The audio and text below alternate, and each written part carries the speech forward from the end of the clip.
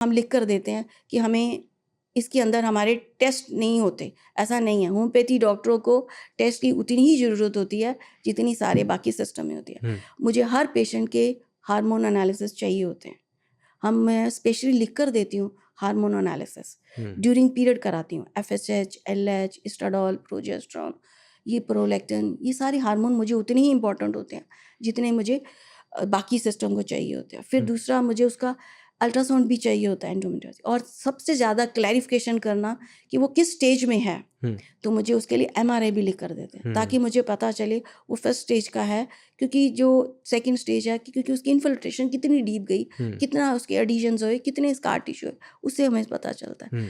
जब ये पहला स्टेप होता है होम्योपैथी में किसी चीज़ को समझने का, that's I understand the body now. जो इससे ज़्यादा, ये तो कॉमन चीज़ें होगी, ये तो सारे सिस्टम करते हैं।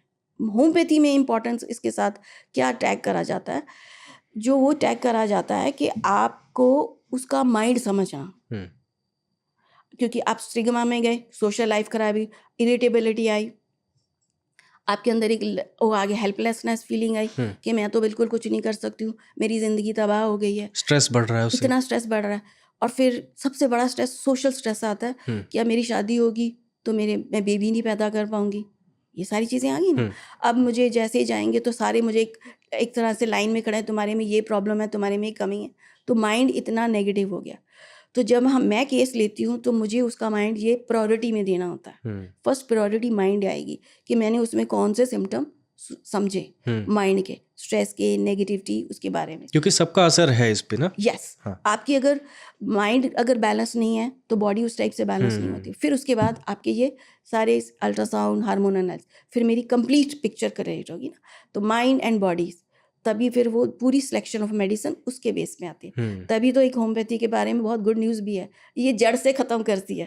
तो दी मीन्स जड़, I balance mind and body, मैंने दोनों चीज़ें बैलेंस करी तो वो चीज़ कंप्लीटली कवर होती है। क्योंकि ये मानते हैं कि सब कुछ लिंक है, ये हम बिल्कुल मान कर सिर्फ ऑर्गन स्पेसिफिक नहीं है, सब कुछ ऑर्गन स्पेसिफिक नहीं है, वो एक सिम्टम्स हैं, उसके एक पार्ट है, लेकिन कंट्रोल तो आपका माइंड हर चीज़ करता है।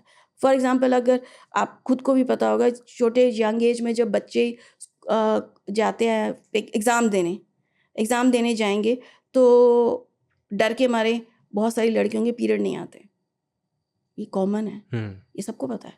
तो माइंड ने fear of failure, fear of performance, तो वो हुआ ना, तो माइंड ऑटोमेटिकली इन्वॉल्व होगा। कितना टाइम पीरियड है इसके ट्रीटमेंट का?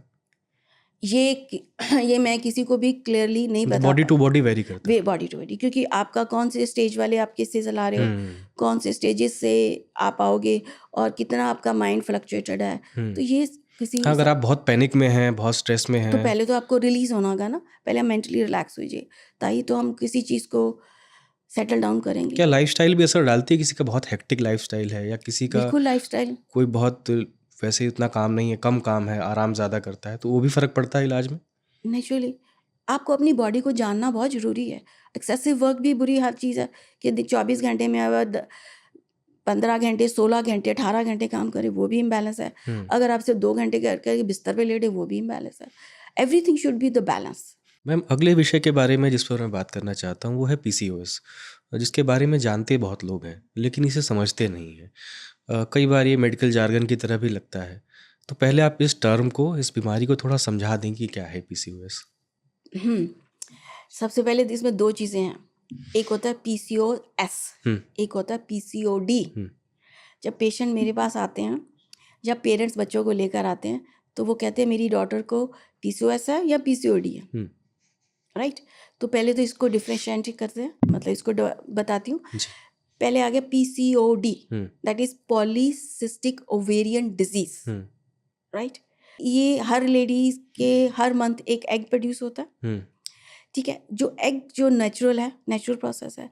PCOD के अंदर क्या होता है कि आपका जो इमेच्योर एग प्रोड्यूस होता है और ये ओवरी तक ही लिमिटेड होती है, ये PCOD होगा। इसके 2-3 सिम्टम जैसे मैं क्लियर कर देती हूँ, like irregular period, hormone imbalance, excessive hair, मतलब फेशियल हेयर आ जाते हैं, और ऑयली हेयर, ऑयली स्किन हो जाती है। ये कॉमन सा एक मोटा मोटा हो गया।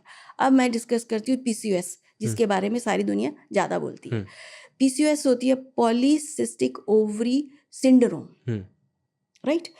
इसके अंदर ये जो है ये सिर्फ ओवरी तक लिमिटेड नहीं होती, that along with this metabolic disorder. Syndrome मतलब ग्रुप ऑफ डिजीज हो गया ये पूरा? नहीं, group of disease, metabolic disorder means ये बॉडी के कई ऑर्गन को इन्वॉल्व करती है। अच्छा। ग्रुप ऑफ डिजीज इन्वॉल्व करती है, तो इन्वॉल्व के अंदर आपका हो गया वेट गेन, पहला सिम्टम आ गया। तो इन वेट गेन मीन्स आप मोटे हो गए, that means insulin resistance body, तो प्री डायबिटिक हो जाते हैं। थायराइड फ्लक्चुएशन आ गई, हाइपरटेंशन आ गई, कोलेस्ट्रॉल लेवल हाई हो गया, ये सिम्टम आ गई। इरेगुलर पीरियड और हार्मोन इम्बैलेंस तो आया। और तीसरा जो आपकी इनफर्टिलिटी भी बहुत बड़ा कॉमन सिम्टम इसमें आ जाता है, इसमें माना जाता है। ये इन दोनों का डिफरेंस आ गया। मैम हम आगे बढ़ें, थोड़ा सिस्ट के बारे में समझाइए। सिस्ट क्या होता है असल में? क्या कोई गांठ होती है या क्या होता है सिस्ट? आम आदमी इसको समझना चाहे अगर। पीसीओएस में मोस्टली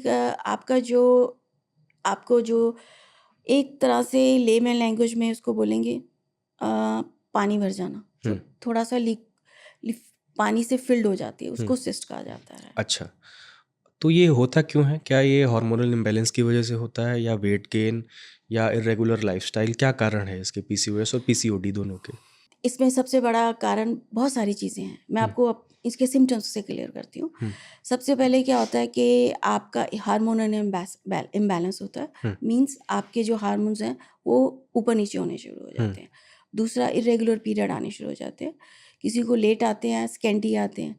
तीसरा इसमें सिम्टम्स आएगा insulin resistance body, right. Insulin resistance body means आपकी जो बॉडी है वो वेट गेन करने लग जाती है, तो प्री डायबिटिक हो जाता है। चौथा सिम्टम आ जाता है कोलेस्ट्रॉल हाई हो जाता है, तो वेट गेन, फिर आपका वेट गेन होगा, आपको एक्सरसाइज जितनी मर्जी का रिड्यूस नहीं होता। पांचवा सिम्टम इसके अंदर आ जाता है अब आपकी जब वेट गेन होगा ये और आपकी पीरियड ठीक से नहीं आएंगे तो इरिटेबिलिटी आएगी, मूड स्विंग्स आने शुरू हो जाएंगे। तो ये मूड स्विंग्स बहुत आएंगे, एंग्जाइटी रहेगी, फियर्स रहेंगे कि अब मैं मोटी होगी, मुझे कोई पसंद नहीं करेगा, मेरे साथ ये नहीं होगा, सोशल स्टिग्मा भी शुरू हो जाता है। और पीसीओएस में मोस्टली कुछ केसेस के अंदर इनफर्टिलिटी भी हो जाती है, क्योंकि आपके हार्मोन ठीक टाइम पर रिलीज ही नहीं होते। तो ये एक बहुत बड़े इनके सिम्टम्स हैं।